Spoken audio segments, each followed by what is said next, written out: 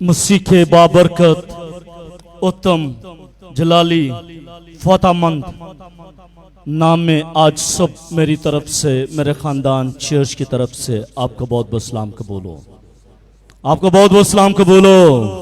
Hallelujah, hallelujah. जल्दी के साथ मेरे साथ निकालिएगा यूहन्ना की मार्फत लिखा गया अंजीली बयान, उसका 3रा बाब और उसकी 10वीं आयत। यूहन्ना की मार्फत लिखा गया अंजीली बयान, उसका 3रा बाब और उसकी 10वीं आयत। सफा नंबर नए अहदनामे में 83 पर यह वर्ष आपको मिलेगी। नए अहदनामे में यूहन्ना की मार्फत लिखा गया अंजीली बयान, उसका 3रा बाब, उसकी 7वीं आयत। सफा नंबर नए अहदनामे में 83 पर यह वर्ष आपको मिलेगी। आए खुदाम की आवाज को समात फरमाइएगा। ताजुब न कर,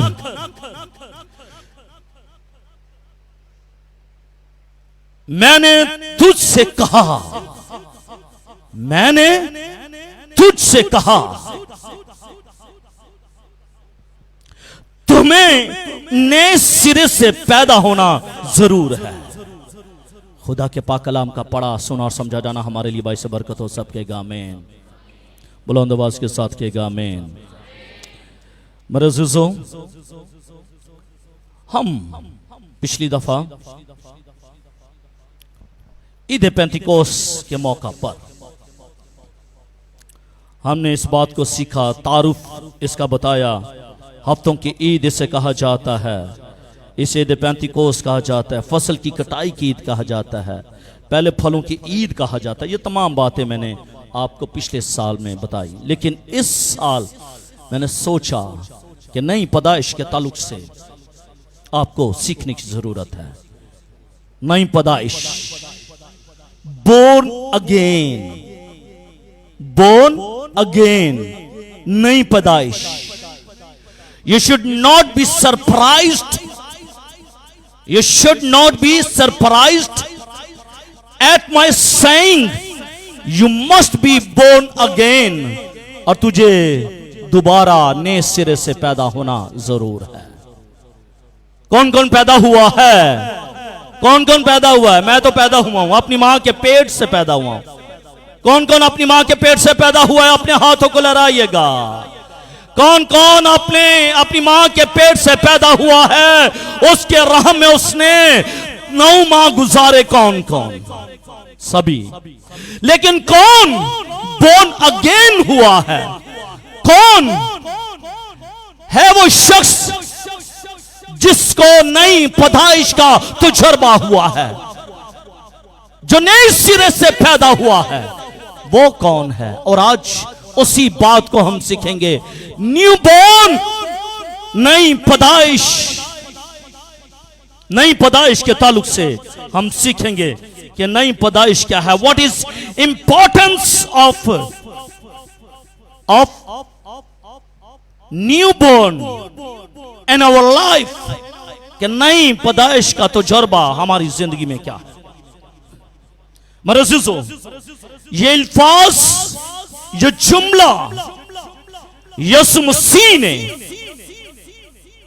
यहूदियों का जो सरदार था, यहूदियों के सरदार की बात कर रहा हूं, यहूदियों के सरदार जिसका नाम निकोदेमुस था, उसके लिए उसने कहे, यीशु मसीह ने उसे कहा कि जरूर है कि इंसान नए सिरे से पैदा हो।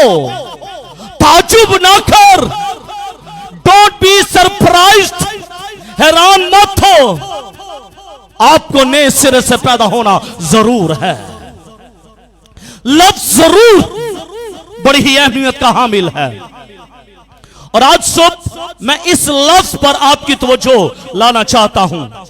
मेरे अज़ीज़ों, जैसे इम्तिहान के अंदर कुछ ऐसे मज़मून होते हैं जो कंपल्सरी होते हैं, जिनको उर्दू में लाज़मी कहा जाता है।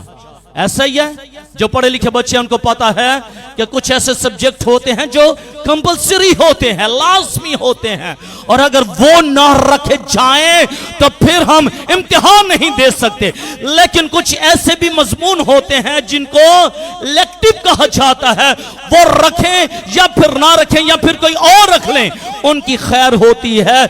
लेकिन जो कंपलसरी मजमून होते हैं उनका रखना इंतहाई जरूरी होता है। वो कौन से मजमून है? इंग्लिश है, उर्दू है, सोशल स्टडीज और यही है, इंग्लिश, उर्दू और सोशल स्टडीज।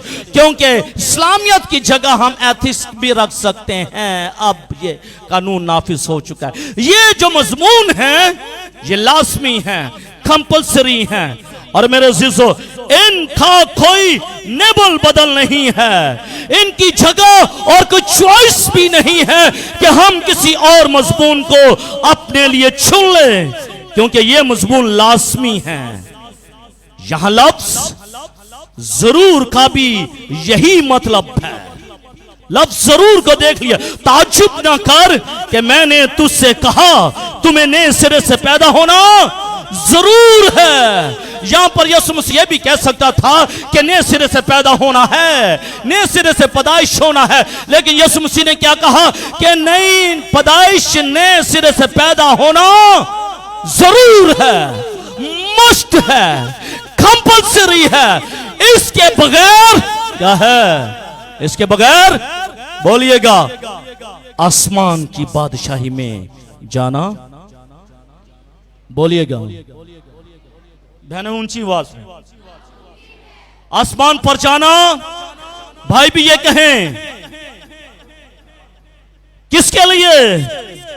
किन जिंदगियों के लिए?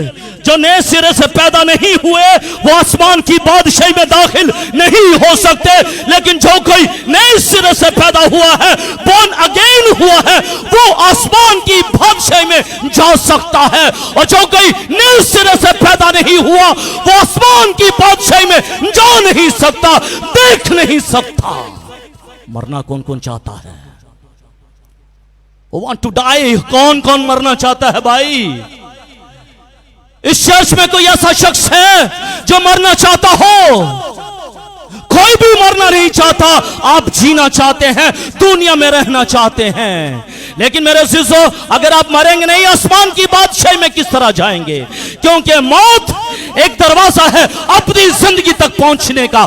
जब आप चाहते हैं कि मैं अपनी जिंदगी में चला जाऊं तो उसके लिए क्या है? ये एक दरवाजा है। ये एक, लगता है आमर भाई ने कलीसिया को थका तो नहीं दिया। Hallelujah, hallelujah. सोने मैं भी नहीं दूंगा। Hallelujah, hallelujah. आया खुदा के जलाल के लिए भरपूर तालियां बजाएगा, भरपूर तालियां जोर के साथ, कुव्वत के साथ, ताकत के साथ भरपूर तालियां खुदा के जलाल के लिए बजाएगा, क्योंकि हमारा खुदा जलाल के लायक है। आमीन, आमीन।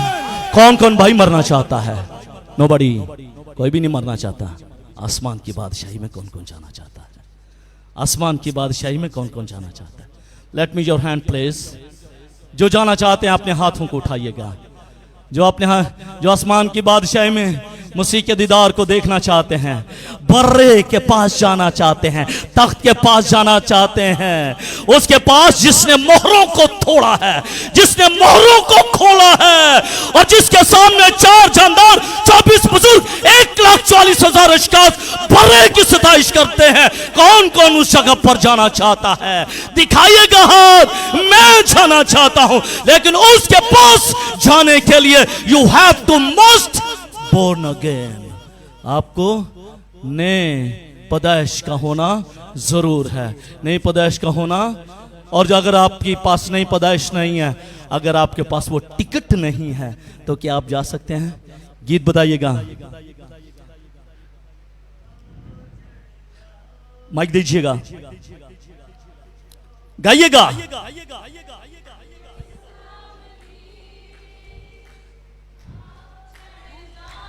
प्रभु दे प्यारिओ घड़ी चली यसु नाम दी, उथों मिलदा राम थके हारिओ गड्डी चली यसु नाम दी, आओ चढ़ जाओ रब दे प्यारे हो, गड्डी चली यसु नाम दी। आसमान की बादशाह में जाने के लिए रूल कुस का जो मजमून है, रूल कुस का जो मजमून है वो बड़ी ही अहमियत का हामिल है। अगर मेरे और आपके पास ये कंपलसरी मजमून ना हुआ, हम आसमान की बादशाही में जा नहीं सकते, देख नहीं सकते। इसलिए इसका मतलब यह हुआ कि इस मजमून को रखना इंतहाई जरूरी है, और अगर हमने इस मजमून का ना रखा, हम आसमान की बादशाही में दाखिल नहीं हो सकते। जो मैट्रिक के बच्चे हैं अपने हाथ जल्दी के साथ उठाइएगा, जल्दी के साथ। जो मैट्रिक के में बच्चे हैं, जो इन्होंने मैट्रिक के इम्तिहान दिए अपने हाथों को उठाइएगा।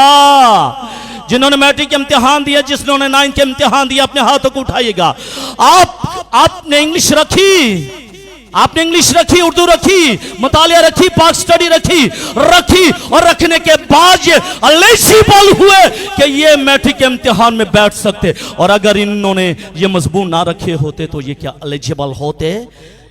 दे आर नॉट एलिजिबल। किसके लिए? मैट्रिक इम्तिहान के लिए ये एलिजिबल ना होते।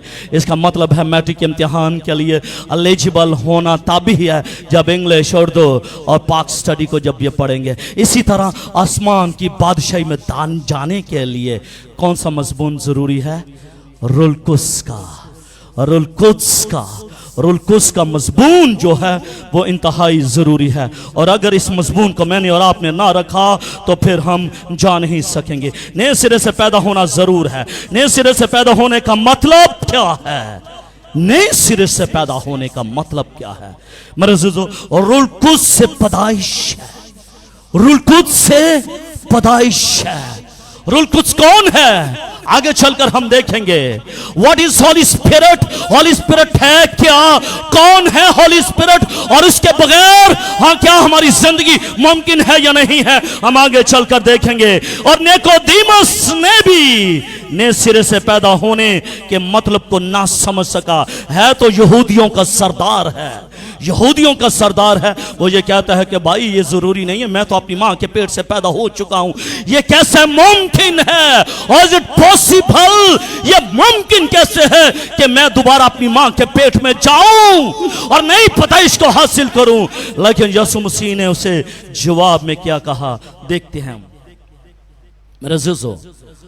आज बेशुमार नाम नहाद मसीही, आज भी ऐसे लोग बेशुमार नाम नहाद मसीही नई पैदाइश के मफहूम को समझ नहीं सकते, नई पैदाइश के मफहूम को समझ नहीं सकते। अगर आप आसमान पर जाना चाहते हैं, अगर आप आसमान की बादशाही में दाखिल होना चाहते हैं, तो फिर आपको नए सिरे से पैदा होना जरूर है।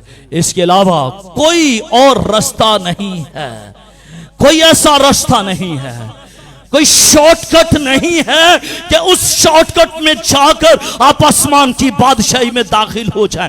कोई शॉर्टकट नहीं है। दुनिया में तो आप शॉर्टकट इस्तेमाल कर सकते हैं, लेकिन आसमान पर जाने के लिए जिनके पास वो टिकट होगी वही उस ट्रेन में बैठेंगे, और जिनके पास वो टिकट नहीं होगी आसमान की बादशाही में दाखिल ना होंगे। और वो टिकट क्या है? नए सिरे से पैदाइश, नए सिरे से पैदा होना। वो टिकट है आपके पास, वो एविडेंस है आपके पास, वो थ्योरिटी है आपके पास, वो इख्तियार है आपके पास कि जब वो वक्त आएगा आप उस टिकट को शो करेंगे, और जब आप शो करेंगे तो फिर आप आसमान की बादशाही में दाखिल हो जाएंगे। लेकिन अगर आपके पास वो टिकट नहीं है, फिर आसमान की बादशाही के आप कभी वारिस नहीं हो सकते। याद रखें, ये लफ्ज किसी सियासतदान, किसी दानिश्वर के नहीं है। ये लफ्ज मेरे और आपके नजात दहिंदा के ये अल्फाज हैं कि ताजुब ना कर, ताजुब ना कर। You should not be surprised. तुझे ताजुब करने की जरूरत नहीं है। देख तुझे नए सिरे से पैदा होने की जरूरत है। ये किसी भी साइंसदान के ये लफ्ज नहीं है, किसी आलम के ये लफ्ज नहीं है, बल्कि ये लफ्ज यीशु मसीह के ये लफ्ज हैं। रूहुल कुद्स की तालीम इल्म इलाहियात में एक खास मकाम रखती है। आए हम कलाम मुकद्दस के हवाला जात की मदद से जानने की कोशिश करेंगे नई पैदाइश को।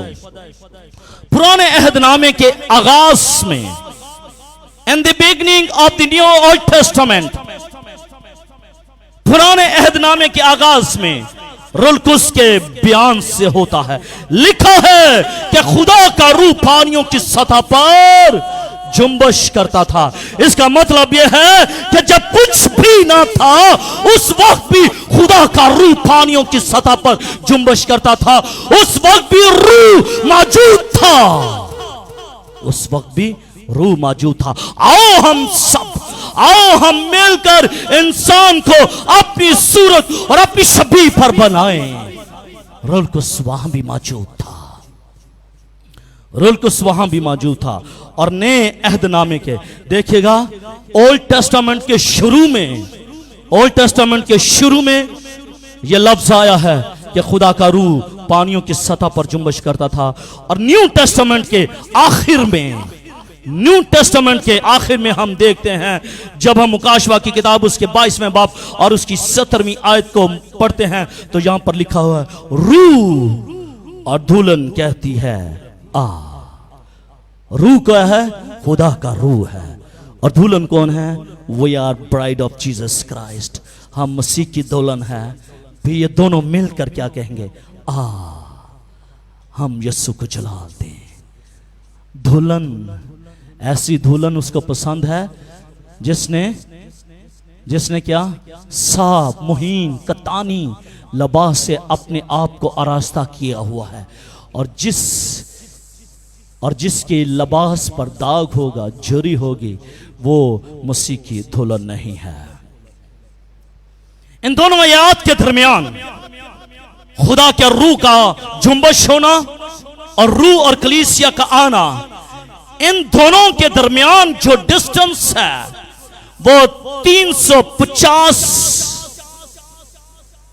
350 का जिक्र हमें मिलता है। पुराने अहदनामे में 90 बार 90 बार हमें रूहुल कुद्स का लफ्ज मिलता है, और नए अहदनामे में हमें 260 दफा रूहुल कुद्स का जिक्र हमें मिलता है। ये अदादो शुमार रूहुल कुद्स की अहमियत पर वाज़े रोशनी डालते हैं। इसका मतलब है कि अगर ये लफ्ज बाइबल मुकद्दस के अंदर 350 बार इस्तेमाल हुआ है, तो इसका मतलब यह है कि ये कोई खास पर्सनालिटी है, ये खास पर्सनालिटी है जिसका बार बार जिक्र हुआ है। ओल्ड टेस्टामेंट में जिक्र हुआ है, न्यू टेस्टामेंट में जिक्र हुआ है। और खुदा ये चाहता है कि कलीसिया समझ जाए, कलीसिया पर रूहुल कुद्स का मुकाशवा ठहर जाए कि रूहुल कुद्स का मुकाशवा है क्या। रूहुल कुद्स का हकीकी तजर्बा मुझे और आपको हासिल करने की जरूरत है। खुदा के तमाम वादे हाँ के साथ हैं, उसका कोई वादा ऐसा नहीं है जो ना के साथ है, उसके सारे वादे हाँ के साथ है। और यीशु मसीह ने यह वादा किया था, मैं जाता हूं और तुम्हारे लिए बाप से रूहुल कुद्स सादिर करता हूं, बाप से रूहुल कुद्स सादिर करता हूं। रूहुल कुद्स का नुज़ूल जो है वो बाप से हुआ और यीशु मसीह के वसीले से हुआ, ताकि आप भी इस तजर्बे को हासिल करें। यह तजर्बा किसी खास फिरके के लिए नहीं है, यह तजर्बा किसी खास जमात के लिए नहीं है, यह तजर्बा किसी खास चर्च के लिए नहीं है, यह तजर्बा सिर्फ पेंटिकोस्टल चर्च के लिए नहीं है, बल्कि यह तजर्बा कैथोलिक चर्च के लिए, पीसीपी चर्च के लिए, प्रेस्बिटेरियन चर्च के लिए है, एंग्लियन चर्च के लिए है, चर्च ऑफ पाकिस्तान के लिए, पेंटिकोस्टल चर्च के लिए। यह तजर्बा कलीसिया के लिए, यह तजर्बा दुल्हन के लिए है कि उसको इस तजर्बे में से गुजरना है, उसको इस तजर्बे में से गुजरना है। उन सब लोगों के लिए है जो मसीह पर ईमान रखते हैं। क्या मैं मसीह पर ईमान रखता हूं? क्या आप मसीह पर ईमान रखते हैं? तो अगर आप मसीह पर ईमान रखते हैं तो ये तजर्बा आपके लिए भी है। ये तजर्बा आपके लिए भी ज़रूरी है कि आपको नए सिरे से पैदा होना ज़रूर है, आपको नई पैदाइश का होना ज़रूर है। और अगर आप नई पैदाइश के तजर्बे को हासिल करेंगे तो फिर क्या होगा? आसमान की बादशाही में, बोलिएगा भाई भी बोलें। और अगर आपके पास ये तजर्बा ना हुआ तो क्या आप आसमान की बादशाही में दाखिल हो पाएंगे?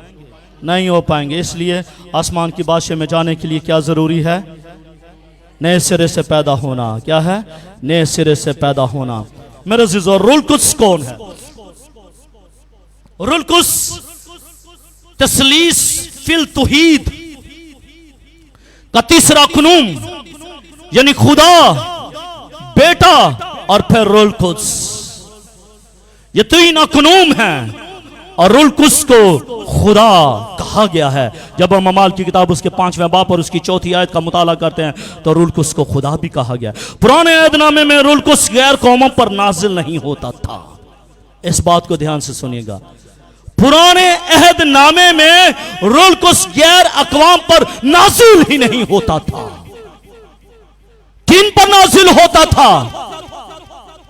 यहूदियों, बनी इस्राइल पर रूल कुद्स नाजिल होता था और मखसूस लोगों पर और मखसूस वक्त पर नाजिल होता था। सब बनी इस्राइल पर भी नाजिल नहीं होता था। सब बनी इस्राइल पर नाजिल नहीं होता था। सिर्फ और सिर्फ मखसूस लोगों पर और मखसूस वक्त पर शहजाद भाई नाजिल होता था। ऐसा ही है, मखसूस वक्त पर और मखसूस लोगों पर यह रूल कुद्स नाजिल होता था। मखसूस काम के लिए, मखसूस वक्त के लिए यह रूल कुद्स नाजिल होता था। लेकिन रूल कुद्स रहाइश पसीर ना था। रूल कुद्स यानी कि रूल कुद्स रहता नहीं था। रूल कुद्स आता था, कौम बनी इस्राइल के खास लोगों पर आता था, खास वक्त के लिए आता था और फिर वापिस चला जाता था। फिर वापिस चला जाता था। रहाइश पजीर नहीं था। मुकम्मल उसकी रहाइश दुनिया में नहीं थी। रहाइश पजीर नहीं था। लेकिन अब यीशु मसीह के वसीले से हमारे दरमियान में वो रहाइश पजीर है। आमीन, आमीन, हालेलुया। क्या इस बात से आपका दिल शाद नहीं हुआ कि अब वो हमारे दरमियान में रहाइश पसीर है? यीशु मसीह ने कहा था कि मैं चाहता हूं तुम्हारे लिए एक मददगार भेजता हूं, क्योंकि उस वक्त शागिर्द डरे हुए थे। हरेसमेंट की स्पिरिट थी उन पर। वो खौफसदा थे। वो रोमी हुकूमत से डरे हुए, वो यहूदियों से डरे हुए थे। अब उनको समझ नहीं आ रही थी कि मसीह तो चला गया है, अब हम किस तरह सरवाइव करेंगे। लेकिन यीशु मसीह ने यह कहा कि तुम्हारे दिल ना घबराए, मैं जाता हूं और तुम्हारे लिए रूल को सादर करता हूं, बाप से रूल को सादर करता हूं। और जब उसने बाप से रूल को सादर किया तो रूल को वापस नहीं गया, बल्कि कलीसिया के अंदर आज भी मौजूद है और वो रहाइश पजीर है, वो क़याम पजीर है वो, और वो हमारी जिंदगियों के अंदर मौजूद है। वो हमारी जिंदगियों के अंदर मौजूद है। मेरे अज़ीज़ों, अगर आज हम कोई गुनाह करते हैं, अगर आज हम कोई गुनाह करते हैं तो क्या हमें रूल को गाइड नहीं करता? रूल को गाइड करता है। You have to stop, you have to stop. मत छू इसको, मत छू, ये गुनाह है, मत छू इसको। रूल को हमें आगाही देता है, बताता है, सिखाता है कि इस तरह ना कर। लेकिन आप ये कहेंगे कि क्या रूल कुस कोई पर्सनालिटी है, कोई शख्सियत है? बिल्कुल। रूल कुस, हॉली स्पिरिट जो है वो एक शख्सियत है। दूसरा पॉइंट मेरा है कि हॉली स्पिरिट जो है, रूल कुस एक शख्सियत है। पहले मैंने बताया कि रूल कुस कौन है, दूसरी बात रूल कुस एक शख्सियत है। अगर मैं कौन हूं? मैं एक शख्सियत हूं। मेरी शख्सियत है ना, मैं कौन हूं? पादरी कैसर। मैं कौन हूं? पादरी कैसर। यानी कि मेरी पर्सनालिटी है। और पर्सनालिटी के अंदर तीन चीजें होती हैं। पर्सनालिटी के अंदर तीन चीजें होती हैं। शख्सियत के अंदर तीन चीजों का होना जरूरी है। पहली चीज जज्बात, फीलिंग्स। क्या है? फीलिंग्स, जज्बात। दूसरी चीज जो मैं समझता हूं विल, मर्जी, एक शख्सियत के अंदर मर्जी का होना जरूर है। और तीसरी और आखिरी बात, अकल, अकल, विजडम। अगर कोई पर्सनालिटी है, अगर कोई शख्सियत है, तो उसके अंदर ये तीन चीजें होती हैं। ऐसे ही है क्या? ऐसे ही है, ऐसे ही है भाभी जी, ऐसे तीन चीजों का होना जरूर है, तीन चीजों का होना जरूर है। कौन कौन सी चीजें? जज्बात, दूसरी मर्जी, तीसरी अकल। ऐसे ही है, ऐसे ही है। तीन चीजें अगर किसी इंसान में है तो उसकी पर्सनालिटी है, उसकी शख्सियत है। ऐसे ही है, जानवरों के अंदर नहीं है ये, ठीक है। वो एक अलग टॉपिक है, फिर मैं चलकर किसी वक्त बताऊंगा कि उनके अंदर क्या नहीं है, ठीक है ना। उनके अंदर भी जिंदगी है ना, सारा कुछ ही है, ठीक है। लेकिन खुदा ने इंसान को अशरफ मखलूकात बनाया है।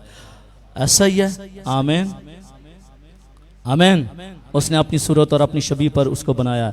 इसका मतलब यह है कि शख्सियत के लिए तीन चीजों का होना जरूरी है, और रुल कुद्स के अंदर भी तीन चीजें मौजूद थी, मौजूद हैं और मौजूद रहेंगी। कौन सी तीन चीजें? पहली चीज जज्बात है उसके अंदर। देखिएगा खुदा का कलाम क्या कहता है। जब हम इब्सियों की किताब उसके 4 बाब पर उसकी 30वीं आयत को पढ़ते हैं तो खुदा का कलाम ये कहता है, और खुदा के रूह, पाक रूह को रंजीदा ना करो। इसका मतलब है कि खुदा का रूह रंजीदा हो जाता है। और रंजीदा कौन होता है? जिसके अंदर फीलिंग्स होती हैं, जिसके अंदर जज्बात होते हैं। जिसके अंदर जज्बात नहीं है, फीलिंग्स नहीं है, वो रंजीदा नहीं होता। मैं आज सब जब मुझे अमोस भाई ने बताया, मेरी आंखों में आंसू आ गए।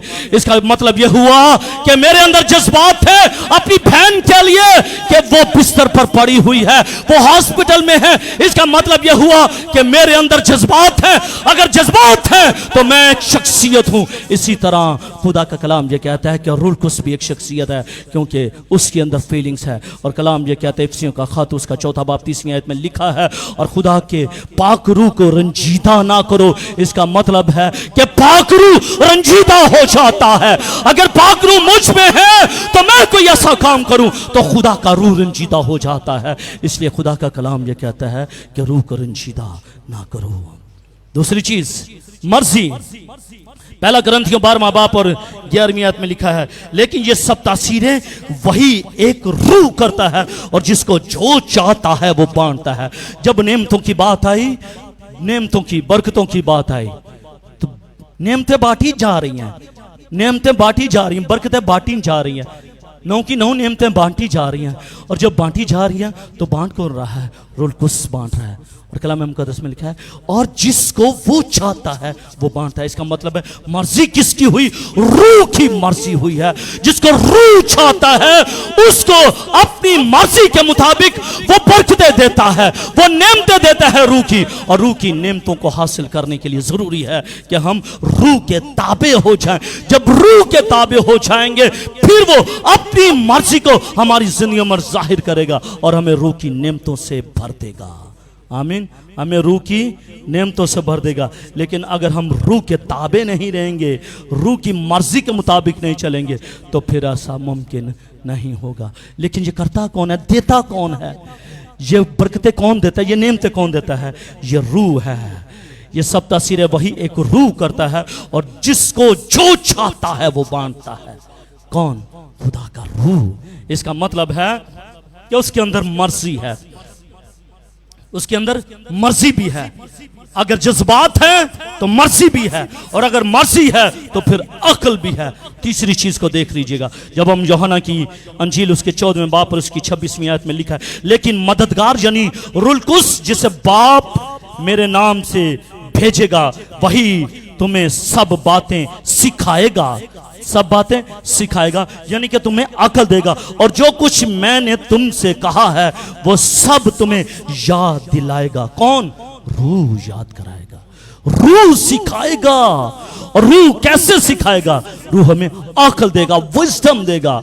रूह हमें अकल देगा। इसका मतलब है जिसके पास कुछ होता है वही दे सकता है, और जिसके पास कुछ नहीं है वो कुछ नहीं दे सकता है। ऐसे ही इसका मतलब है रूह के पास अकल है, और वो अकल मुझे और आपको देता है ताकि हम खुदा के कलाम की गहरी बातों को सीख सकें। इसका मतलब ये हुआ कि रूह जो है वो शख्सियत है, रूह पर्सनालिटी है, और उसके अंदर जज्बात भी हैं, उसके अंदर मर्जी भी है, और उसके अंदर अकल भी है। आमीन।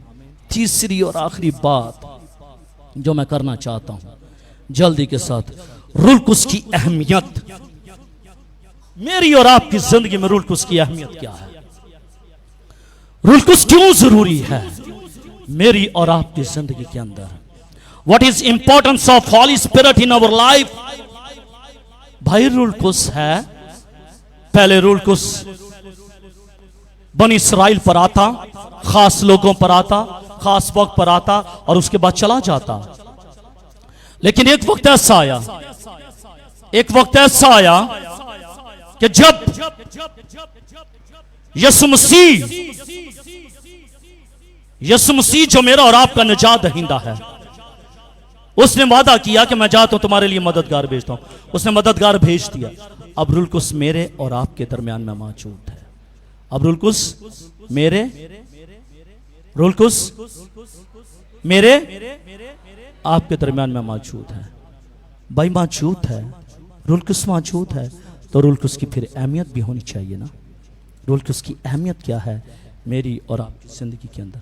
मेरी और आपकी जिंदगी के अंदर रूह कुस की अहमियत क्या है? पहला पॉइंट, पहला लफ्ज, इसके बगैर हम आसमान की बादशाही में दाखिल नहीं हो सकते। रूह कुस इतना अहम है, रूह कुस इतना अहम है कि हम इसके बगैर आसमान की बादशाही में दाखिल नहीं हो सकते। रूह कुस कितना अहम है कि इसके बगैर हम आसमान की बादशाही में दाखिल नहीं हो सकते। मेरे अजीजों, जब हम यूहन्ना उसके तीसरे बाब पर उसकी तीसरी आयत से लेकर 5वीं आयत तक का मुताला करते हैं तो यहाँ पर लिखा है, यीशु ने जवाब में उससे कहा, मैं तुझसे सच सच कहता हूँ कि जब तक कोई नए सिरे से पैदा ना हो वो खुदा की बादशाही को देख नहीं सकता। इसका मतलब है कि आसमान पर जाने के लिए, खुदा की बादशाही को देखने के लिए, खुदा की बादशाही का नज़ारा लेने के लिए, खुदा की बादशाही में रहने के लिए ज़रूरी क्या है कि हमें नए सिरे से पैदा होना ज़रूर है। और रूह कुस की अहमियत ही यह है कि जब हम नए सिरे से पैदा हो जाएंगे हम आसमान की बादशाही में दाखिल हो जाएंगे। नए सिरे से पैदा होने के लिए पानी और रूह से पैदा होना ज़रूर है। नए सिरे से पैदा होना, नए सिरे से पैदा कैसे हो सकते हैं? जब हम पानी का बपतिस्मा लेते हैं, जब हम पानी का बपतिस्मा लेते हैं और फिर हम रूह का बपतिस्मा हासिल करते हैं, फिर हम नए सिरे से पैदा हो जाते हैं। इस बात को ध्यान से सुनिएगा। मैं और आप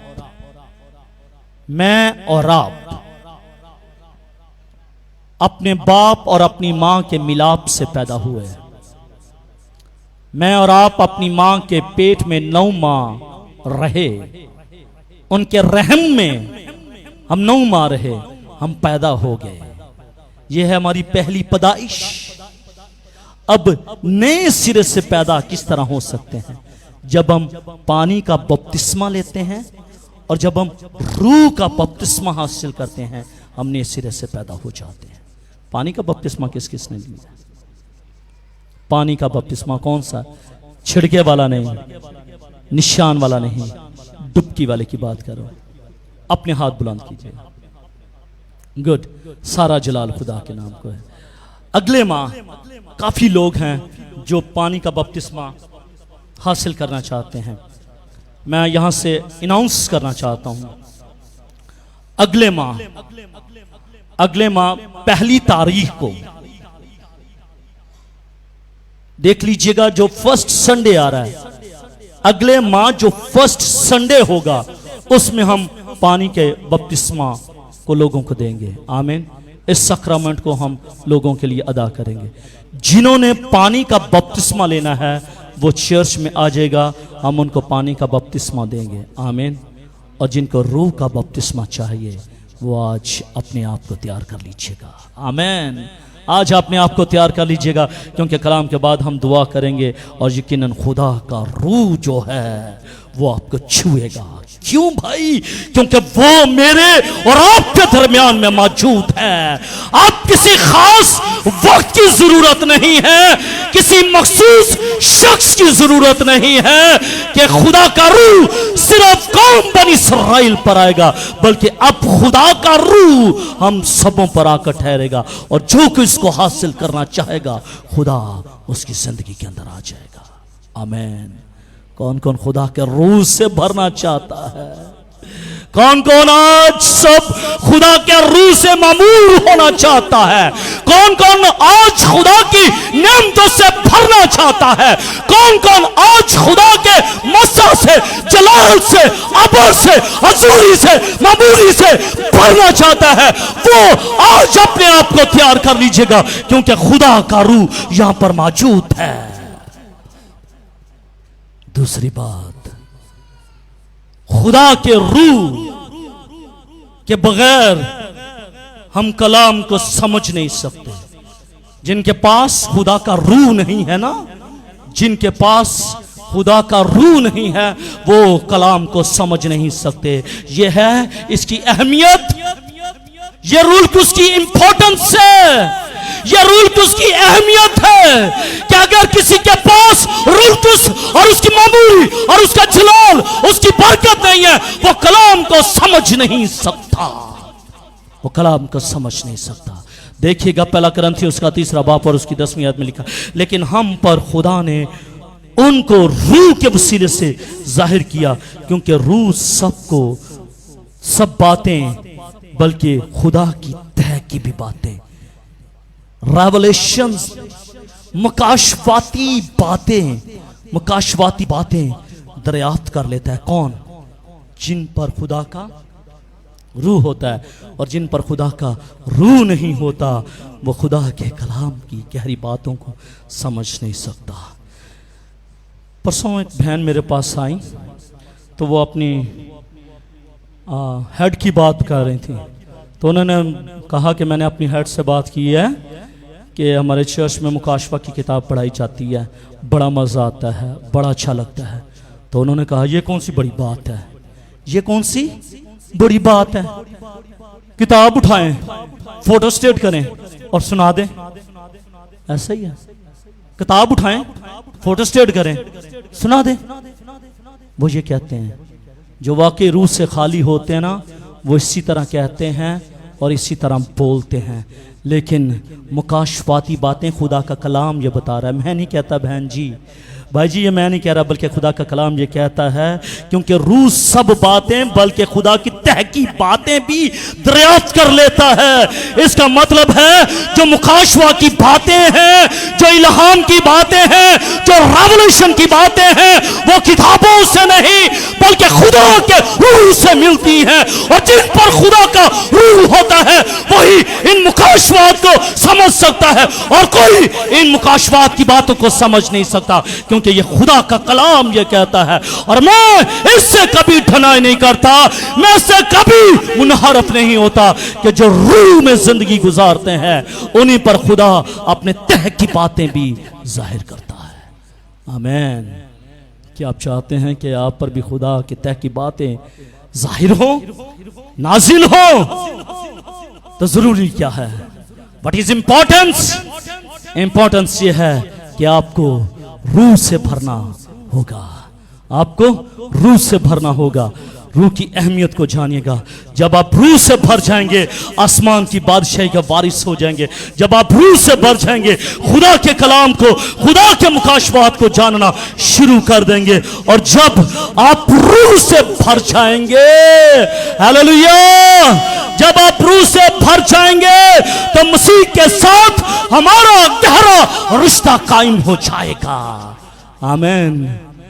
हम अक्सर ये कहते हैं भाई यीशु मसीह मेरा है, यीशु मसीह मेरा। गैर कौम के भी लोग ये कहते हैं, जिन्होंने शिफा पानी होती है ना, वो कहते हैं यीशु मसीह के नाम दी जाए, यीशु मसीह के नाम की जय।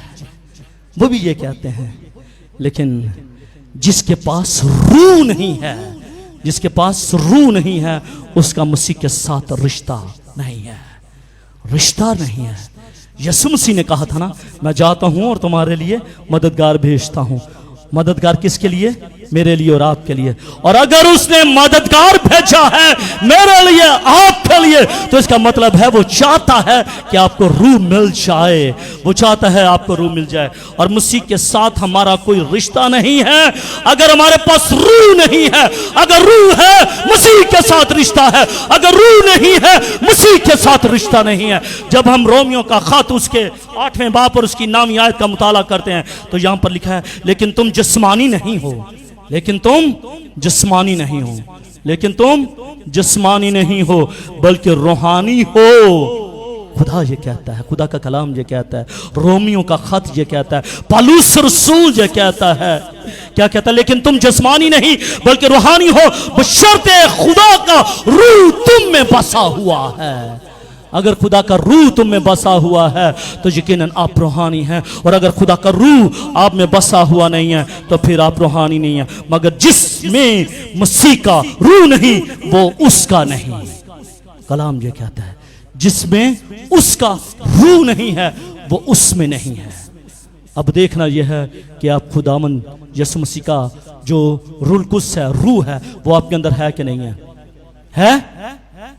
खुदा का रूह आपके अंदर है, खुदा का रूह आपके अंदर है।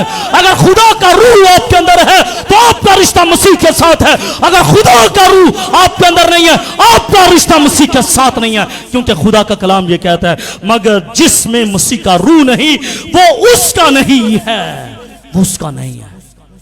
आज देख लीजिएगा कि आपके अंदर खुदा का रूह है या नहीं है। अगर आपके अंदर खुदा का रूह नहीं है तो आप उसमें नहीं है, आप उसमें नहीं है। आमीन। पहली बात, बहन जी बैठ जाइएगा, बैठ जाइएगा। पहली बात, अगर आपके अंदर खुदा का रूह है तो आसमान की बादशाही के वारिस हैं। अगर आपकी जिंदगी के अंदर रूह है, आप खुदा के कलाम के गहरे मुकाशवात को समझ सकते हैं। अगर आपके अंदर रूह है तो आपका रिश्ता मसीह के साथ है, और अगर आपके अंदर रूह नहीं, आपके अंदर मसीह का रिश्ता भी मौजूद नहीं है। चौथी बात मैं करना चाहता हूं, जिसके अंदर खुदा का रूह नहीं है वो शफायती दुआ भी नहीं कर सकता। शफायती दुआ नामुमकिन है, शफायती दुआ इंटरसीड नहीं कर सकते। अगर आप चाहते हैं कि मैं इंटरसीड करूं, मैं दुआ को बन जाऊं, मैं दुआ करने वाला बन जाऊं, तो उसके लिए जरूरी है कि आपके अंदर खुदा का रूह मौजूद होना चाहिए। और अगर आपके अंदर खुदा का रूह मौजूद नहीं है तो आप इंटरसेशन नहीं कर सकते, इंटरसीड नहीं कर सकते। कलाम मुकद्दस में रोमियो का खत उसका 8वां बाब 22वीं 26वीं आयत में लिखा है, इसी तरह रूह भी हमारी कमजोरी में मदद करता है, कमजोरी में मदद करता है। मैंने बताया, मैंने 8 बजे कॉल सुनी, अपनी बहन को मैंने बेड पर लेटे हुए देखा, हाथ टूट गया, उसका बाजू टूट गया, पसलियां टूट गई हैं, ये हड्डियां टूट गई हैं, लेकिन मैं कमजोर हो गया। लेकिन खुदा का कलाम ये कहता है, इसी तरह रूह भी तुम्हारी कमजोरियों में मदद करता है, क्योंकि जिस तौर से हमको दुआ करना चाहिए हम नहीं जानते, मगर रूह खुद ऐसी आहें भर भर कर हमारी शफात करता है जिसका बयान नहीं हो सकता, जिसका बयान नहीं हो सकता। इसका मतलब है जिसके अंदर रूह है वही आहें भरता है, वही इंटरसीड कर सकता है। जिसके अंदर रूह नहीं है वो इंटरसीड नहीं कर सकता, किसी भाई के लिए, बहन के लिए शफात नहीं कर सकता। अगर वो चाहता है कि मैं कलीसिया के लिए शफात करने वाली बन जाऊं, तो उसके लिए जरूरी है कि खुदा के रूह को अपनी जिंदगी में पहले ले लीजिएगा, क्योंकि जब खुदा का रूह आपकी जिंदगी में आ जाएगा आप शफात करने वाले बन जाएंगे। आमीन। कौन कौन शफात करना चाहता है? कौन कौन शफात करना चाहता है? और अगर आप खुदा की हजूरी में कलीसिया के लिए, खानदान के लिए, अपने बच्चों के लिए, बेटे बेटियों के लिए शफात करना चाहते हैं, तो मेरे अज़ीज़ों फिर आपको ज़रूरी है कि खुदा के रूह से आप भर जाएं। 5वीं और आखिरी बात, जिन जिंदगियों के अंदर रूह नहीं वो मौसर गवाही भी नहीं दे सकते, वो मौसर गवाही भी नहीं दे सकते, मौसर गवाही नहीं दे सकते। क्यों? क्योंकि उनके अंदर रूह नहीं है।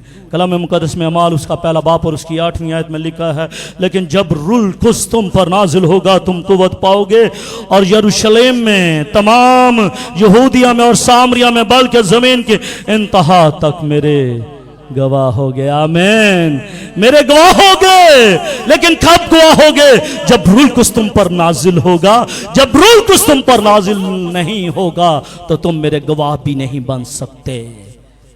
क्या गवाही देंगे भाई? किस चीज की गवाही देंगे?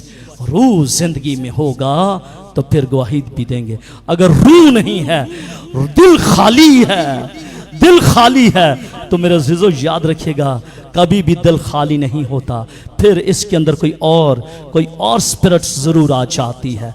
अगर आपके अंदर खुदा का स्पिरिट नहीं है तो फिर आप याद रखिएगा फिर कोई दूसरी स्पिरिट आपकी जिंदगी में जरूर आएगी, फिर दूसरी स्पिरिट आपकी जिंदगी में जरूर आएगी।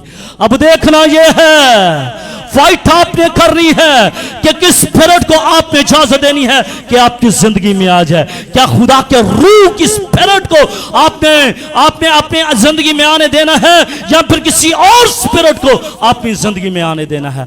और अगर कोई और स्पिरिट आपकी जिंदगी में आ गई तो फिर आप आसमान की बादशाह में दाखिल नहीं हो सकते, आप कलाम को समझ नहीं सकते, आप मसीह के साथ आपका कोई रिश्ता नहीं हो सकता और आप शफाअत नहीं कर सकते, आप मौसर गवाही नहीं दे सकते। अगर आपके अंदर कोई और स्पिरिट आ गई तो फिर आप ये कहेंगे हाँ ठीक है, हाँ ठीक है, अच्छा है।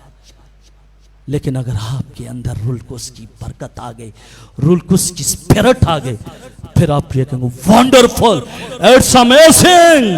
क्या आप ये कहेंगे इट्स अमेजिंग? क्या आप इसको कहेंगे इट्स अमेजिंग? कल मैंने दो दफा बल्कि 3 दफा लोगों बच्चों को भेजा, जाओ नहीं मिला ये रिबन, भाई ये रिबन नहीं मिला। एक लड़के को भेजा, जवेद को भेजा, मैंने कहा ढूंढ के लाना है। शहर में फिरता रहा, एटलीस्ट वो घंटाघर में भी चला गया। घंटाघर में रात को 9 बजे ये ढूंढ कर लाया है। और अगर ये ढूंढ कर लाया है, इन बच्चों ने लगाया है, ये लगाए हैं, ये कबूतर लगाए, ये तमाम चीजें लगाई हैं, और अगर आप में से उठकर कोई ये कहता ठीक है, हाँ ठीक है, तो फिर समझ लीजिएगा कि आपकी जिंदगी के अंदर कौन सा रूह है। क्यों? क्योंकि आपकी जिंदगी के अंदर एप्रिसिएशन नहीं है, आपके अंदर बरकत नहीं है जो लोगों में इंपैक्ट कर सके। आप ये कहने वाले हो it's a wonderful, it's amazing, ये वंडरफुल है, ये अमेजिंग है, खुदा इन बेटी को और ज्यादा बरकत दे। जब आप ये कहेंगे इसका मतलब ये होगा कि खुदा का रूह आपकी जिंदगी में है। और अगर एप्रिसिएशन नहीं है, गवाही नहीं है, इसका मतलब यह है कि आपकी जिंदगी के अंदर खुदा का रूह नहीं है, फिर कोई और रूह आपकी जिंदगी में बस रहा है। आमीन, आमीन, हालेलुया। मेरे अज़ीज़ों, यीशु मसीह ने इस तजर्बे को लिया। रसूलों ने बालाखाना के शतीर पर, बालाखाना पे जब खड़े बैठे हुए थे, तमाम रसूल 120 की जमात बैठी हुई थी, इंतजार कर रही थी। उनको ये तजर्बा रूह कुद्स का हुआ। मेरे अज़ीज़ों, यीशु मसीह की वालदा भी, यीशु मसीह की मां मरियम भी उस क्राउड के अंदर 120 की जमात में मौजूद थी। उसको भी रूह कुद्स के तजर्बे की जरूरत थी। पौलुस रसूल ने रूह कुद्स के बपतिस्मे को हासिल किया। मेरे अज़ीज़ों, फिर आज इन लोगों ने रूह कुद्स के तजर्बे को हासिल किया, तो क्या मुझे और आपको इस रूह कुद्स के तजर्बे को हासिल करने की जरूरत है या फिर नहीं है? अगर मुझे और आपको इस रूह कुद्स के तजर्बे की जरूरत है तो तभी फिर हम गवाही दे पाएंगे, फिर ही हम अंजील को समझ पाएंगे, फिर ही हम आसमान की बादशाह में दाखिल हो पाएंगे। अदरवाइज हम कुछ भी नहीं है, फिर हम खाक और राख, मट्टी के ढेर हैं भाई, मट्टी के।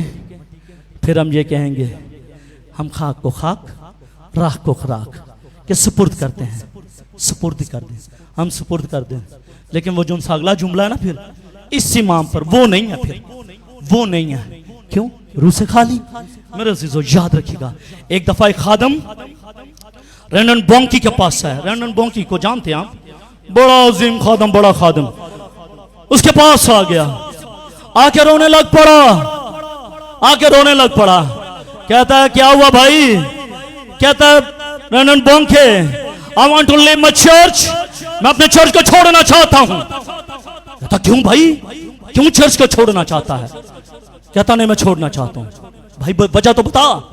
कहता मेरी कलीसिया जो है दिन ब दिन डिक्रीज होती जा रही है, कम होती जा रही है, इसलिए मैं चर्च को छोड़ना चाहता हूं। रेनन बॉन्के परेशान हुआ। वो कहता है परेशान हो, don't be worried about it, ना परेशान हो। और मुझे बता, कहता मेरे पास उनको देने के लिए खुराक नहीं है, रोटी नहीं है, जिंदगी की रोटी मेरे पास नहीं है, मेरे पास कोई खुदा का कलाम ताजा नहीं है कि मैं उनको डिलीवर कर सकूं। वो भाग रहे हैं, जा रहे हैं, मैं क्या करूं? इसलिए मैं अपने चर्च को छोड़ना चाहता हूं। रेनन बॉन्के दना शख्स, खुदा की कुर्बत में ठहरने वाला, उसने कहा कि जाकर अपने लोगों को नई पैदाइश के ताल्लुक से प्रीच करना शुरू कर दे। फिर रोने लग पड़ता है। कहता है Reinhard Bonnke they want to listen the born again, वो इस कलाम को सुनना नहीं चाहते, वो नई पैदाइश के तजुर्बे को हासिल नहीं करना चाहते। मैं क्या करूं? दिन ब दिन मेरी कलीसिया डूब रही है, मैं मर रहा हूं, मैं छोड़ना चाहता हूं, मैं भागना चाहता हूं, मैं लीव करना चाहता हूं। रेनन बॉन्के कहता है चल, आज के बाद तू वो करेगा जो से पहले तूने नहीं किया। आमेन। चल घुटनों के बल हो जा, घुटनों के बल हो जा। रेनन बॉन्के उसको घुटनों के बल कर लेता है, खुद भी घुटनों के बल हो जाता है, और उसके अंदर खुदा का रूह मौजूद था और उसने शफायती दुआ करना शुरू कर दी। आमीन। रेनन बॉन्के ने शफायती दुआ करना शुरू कर दी, इंटरसीड उस खादम के लिए करना शुरू कर दी। और जैसे ही उसने इंटरसीड करना शुरू कर दी, आसमान खोल गया और रूह तुस उसकी जिंदगी के अंदर आ गया। और जब रूह आ गया तो उसने कहा जा, अब रूह से भरकर अपनी कलीसिया के अंदर चला जा और जाकर नए कलाम की नई पैदाइश के ताल्लुक से बताना शुरू कर दे। तेरी कलीसिया दिन दुगनी रात चौगनी तरक्की करेगी। वो कहता है कंफर्म, वो कहता है कंफर्म, जो हैव टू गो देयर। वो चला जाता है और जब जाता है पहला सरमन पतरस की तरह करता है। पतरस को जब ब्रूटुस मिला, 3000 लोग वो उन्होंने यीशु मसीह को अपना शख्सी निजात दहिंदा कबूल किया। इसी तरह जब उस खादम ने अपने उस पुलपट पर प्रीचिंग शुरू की, कलीसिया ने सुनना शुरू किया, कलीसिया वापस आना शुरू हो गई। आमीन। यह है रूलकुस की बरकत, यह है रूलकुस की बरकत। जब खादिम रूह से खाली होता है, कलीसिया भागती है, कलीसिया भागती है। और जब खादिम रूह से भर जाता है, फिर कलीसिया भरती है। आमीन, आमीन, हालेलुया। आज कौन कौन द ग्लोरी चर्च का हिस्सा होना चाहता है? अपने हाथों को उठाइएगा। जो हैं वो तो हैं, जिन्होंने मेंबरशिप ली है वो तो है। कौन है जो नए सिरे से मेंबरशिप लेना चाहते हैं? आमीन।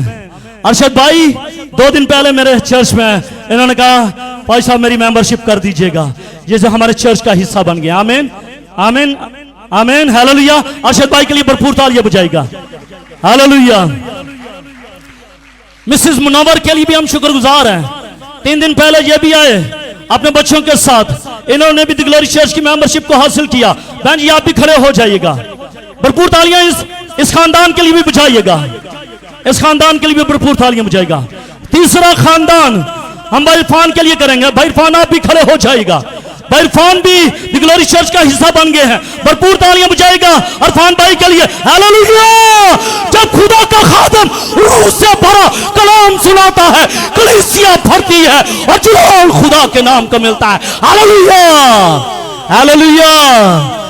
अभी 3 हैं, बाकी आज नहीं है, अगले संडे उनका भी तारीफ होगा। सारा जलाल खुदा के नाम को मिले। आए सब अपनी आंखों को बंद कीजिएगा, अपने सरों को झुकाइएगा, दुआ मांगेंगे। आज सब अपनी आंखों को बंद कीजिएगा, अपने सरों को झुकाइएगा, दुआ मांगेंगे। हालेलुया।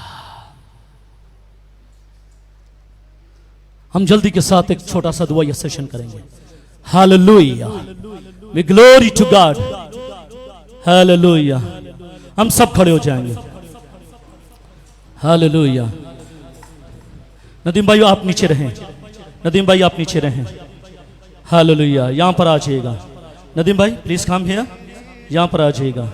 हालेलुया। बच्चों जाने का वक्त नहीं है। It's a great time, it's a great blessing from God. खुदा छूने लगा है, खुदा आपको छूना चाहता है। Hallelujah, hallelujah. भाई शहजाद आप भी सामने आ जाएगा। Hallelujah,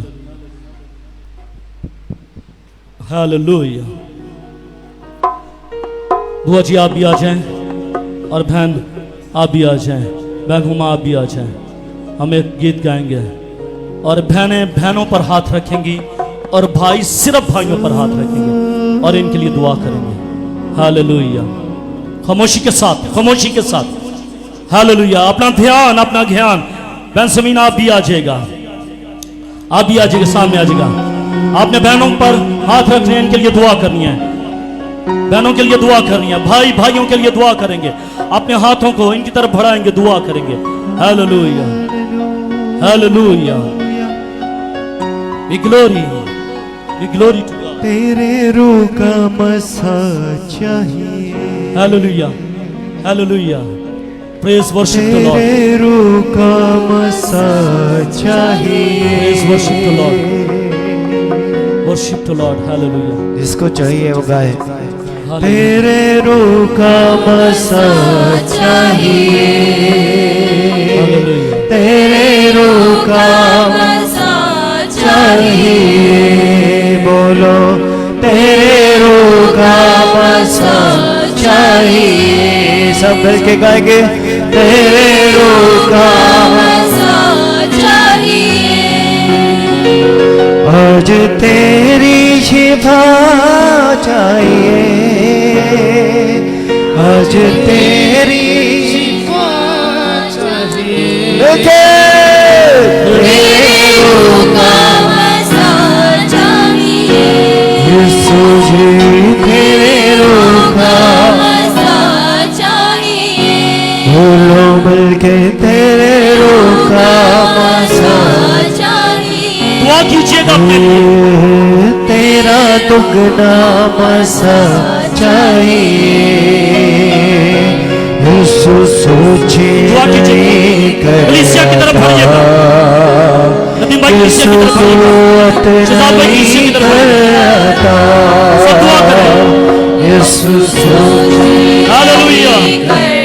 we glory to God. सब दुआ कीजिएगा।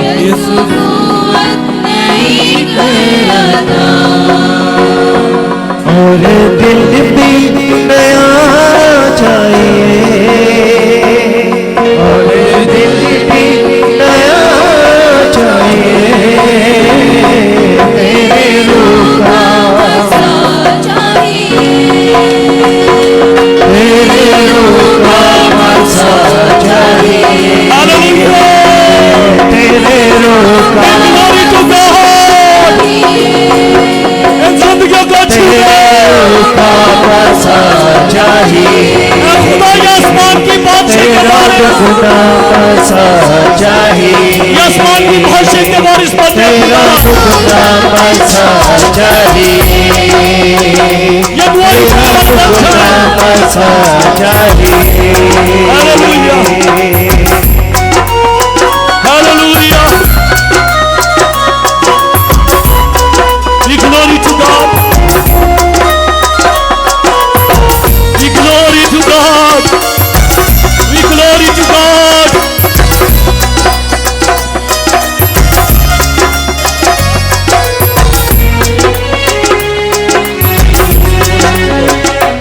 हमें दुनिया की दौलत से क्या, हमें दुनिया की शोहरत से क्या, हमें दुनिया की दौलत से क्या, हमें दुनिया की शोहरत से क्या। तू ही तू है खुदा चाहिए, तू ही तू है खुदा चाहिए। We glory to God. We glory to God. तेरा खुदा मसा Yes, hallelujah. तेरा खुदा मसा चाहिए। ऐसे तेरा खुदा मसा चाहिए। तेरा खुदा मसा चाहिए। Yes, ओ सिखारा बाबा बाबा जो गैर जुबानों में दुआ कर सकता है वो गैर जुबानों में दुआ करे। Hallelujah hallelujah. ओ सिखारा बाबा बाबा बाबा ओ इशारा जिला रबा का सीना थोड़ी। Hallelujah hallelujah. Be glory to God. Be glory. बादशाह होगा तो बादशाह, वही तुझसा कोई है खुदा। Yes, hallelujah. बादशाह होगा तो बादशाह, कोई तुझसा नहीं है खुदा। आज तेरी दया चाहिए, आज तेरी दया चाहिए, का मसा चाहिए, तेरे रूह का मसा चाहिए, सबके तेरे रूह का मसा चाहिए, यीशु तेरे रूह का मसा चाहिए, हालेलुया तेरे रूह का मसा चाहिए, यीशु के नाम के वसीले से छूटे, यीशु के नाम के वसीले से छूटे। रुल्क उसकी आग लग जाए खुदा, रुल्क उसके मसा में खुदावन ये जिंदगियां भीग जाए खुदा। ऐ खुदावन इनकी जिंदगी बदल जाए खुदा, इनकी आंखों में आंसू आ जाए खुदा। ऐ खुदावन यीशु के नाम के वसीले से अपनी जाति रहे खुदा, अपनी जाति रहे खुदा, अपनी जाति रहे खुदा।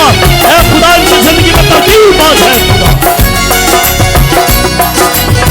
इनकी जिंदगी में तरतीब आ जाए। हमें तेरी हुजूरी मिले, पागलों की मामूली मिले, इनकी जिंदगी में तरतीब आ जाए।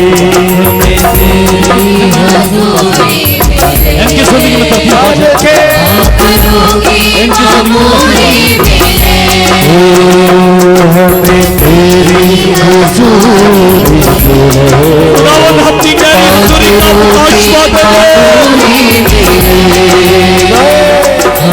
खुदावन इन जिंदगियों को छूने खुदाया,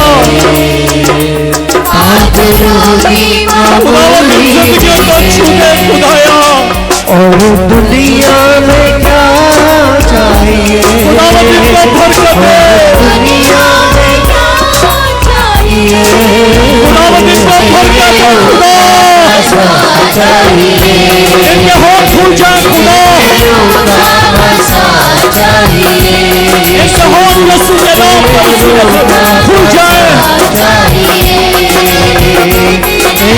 यीशु के नाम के वसीले से खुदा इनके होठ खुल जाए,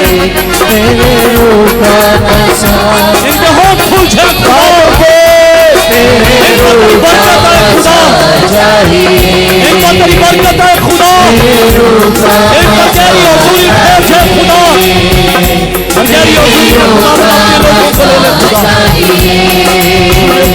तेरे रूह का मसा चाहिए, तेरे रूह का मसा चाहिए, तेरे रूह का मसा चाहिए, तेरे रूह का मसा चाहिए, तेरे रूह का मसा चाहिए, तेरा दुगना मसा चाहिए, तेरा दुगना मसा चाहिए, तेरा दुगना मसा चाहिए, तेरा दुगना मसा चाहिए, तेरा दुगना मसा चाहिए, तेरा दुगना मसा चाहिए,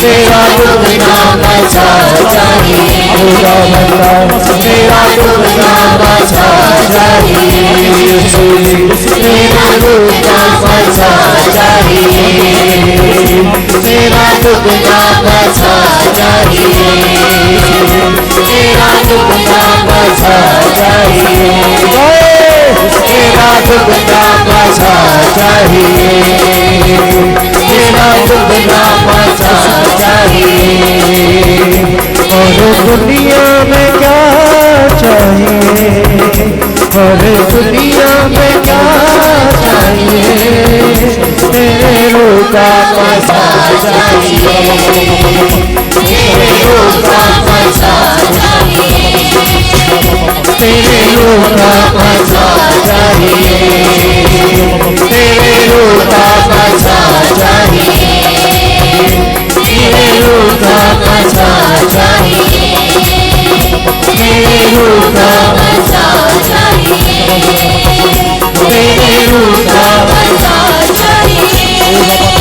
तेरे रूह का मजा चाहिए, तेरे रूह का मजा चाहिए, तेरे रूह का मजा चाहिए,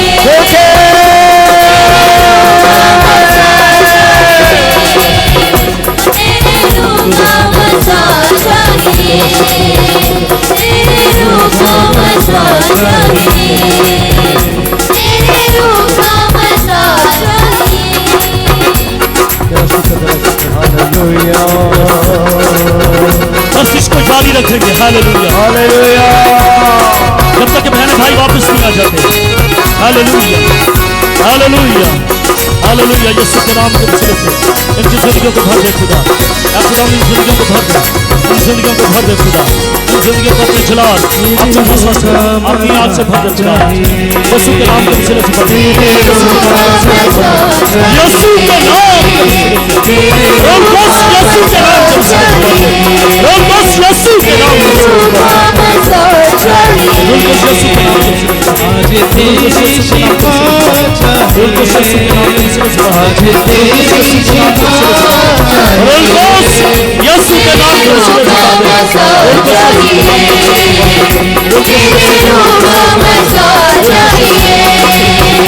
यीशु सोचे नहीं करता, यीशु तुरंत नहीं करता, यीशु सोचे नहीं करता, यीशु तुरंत नहीं करता, और जिंदगी नया चाहिए, और जिंदगी नया चाहिए, तेरे रूह का मजा चाहिए, तेरे रूह का मजा चाहिए, तेरे रूह का मजा चाहिए, तेरे रूह का मजा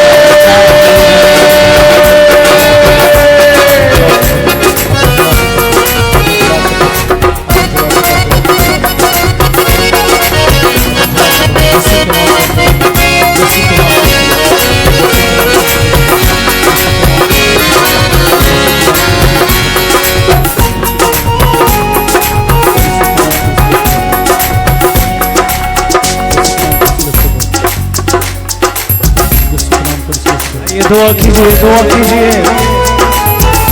प्रेज गॉड। रुके शोले, रुकी आग, रुके बरसा से आज भर जाइए, रुकी हुजूरी से भर जाइए, रुकी मामूली से मामूल हो जाइए। आज वक्त है कि खुदा आपको छुएगा, आपको तब्दील कर देगा, आपको बदल देगा। यकसर आपकी जिंदगी तब्दील हो जाएगी। दुआ कीजिए कि खुदावन मुझे बदल दे, मुझे छू ले, मुझे बदल दे खुदावन, मुझे रूह से मामूल कर दे, मुझे रूह से भर दे खुदावन, ताकि मैं पहले जैसा ना रहूं बल्कि तब्दील हो जाऊं, मेरी रविशें तब्दील हो जाए, मेरी हरकत, मेरी सकनात तब्दील हो जाए। यीशु मसीह के नाम से रूह की आग से तमाम तासीरें जल कर भस्म हो खुदावंद, जो गुस्से की है, जो नफरत की है, जो तफरके की है, आज खुदा बिल्कुल तेरे बसा से करो। बस खुदा इन जिंदगियों को छू दे, इन जिंदगियों को छू दे खुदा, इन जिंदगियों को छू दे खुदा, और इन जिंदगियों पर कसरत बरसता है ताकि सारा जलाल तेरे ही नाम को मिले खुदा। जो खुदावंद आज जिंदगियां रूह से भर चुकी हैं खुदा, तेरी शुक्रगुजारी करता हूं खुदा, वो हमेशा इसी तरह रूह में मामूल रहे खुदा, रूह में चलते रहे खुदा, और खुदा कभी मांगना हो और सारा जलाल तेरे ही नाम को मिले खुदा। बड़ी बरकत है। ये सब कुछ मांग लेते हैं तेरे अब्दी जलाली बाबरकत और परशुराम नाम के वसीले से, आमीन।